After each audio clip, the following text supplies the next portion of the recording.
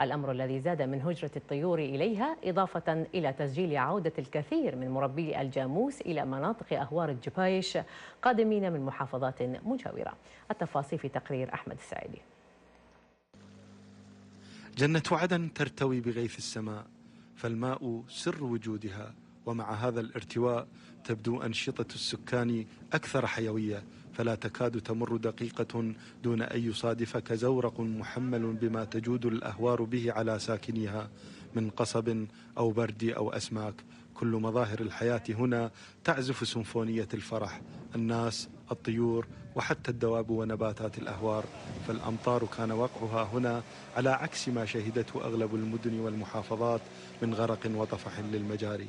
احنا المطر يفيدنا اهل الهور، المطر يفيدنا شو اسمه للقصب زين، المي يحلى، الامراض مال الحلال يعني تروح، شغلات كلها تروح من عندنا. يفيدنا بالمكاين مالتنا هم تمشي بالمي، يعني صارنا بال10 سنين بس السنه خوش مطر. اجى الطير البرهان، الزرقي، الهليكي، هذا الطير شو اسمه الاحمر، اي نوع اجى.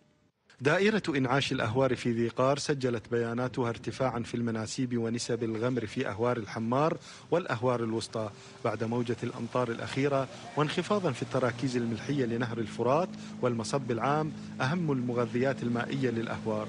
بالنسبة للتصاريف بنهر الفرات زادت عن 130 متر مكعب بالثانية، وكذلك الإطلاقات بالمصب العام اللي في محافظة الناصرية المعروف بأنه يغذي قسم من الأهوار.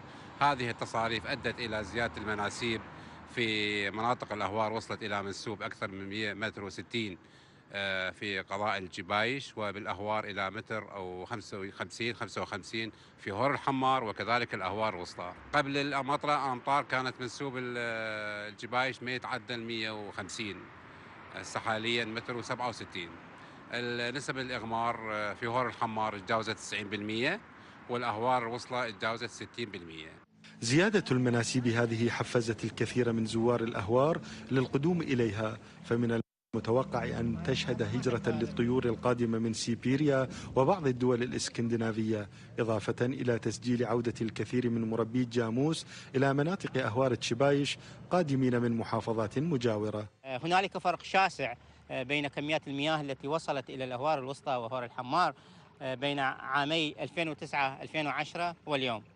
فرق شاسع، لم تجد عند ذلك الوقت مسالك مياه عميقة كهذه. هذه المنطقة التي نحن فيها الآن جفت تماما عند عام 2009-2010، كذلك الحال في ضفتي أبو صوباط في الأهوار الوسطى. أعتقد اليوم وصلنا إلى أعلى مناسيب تقريبا.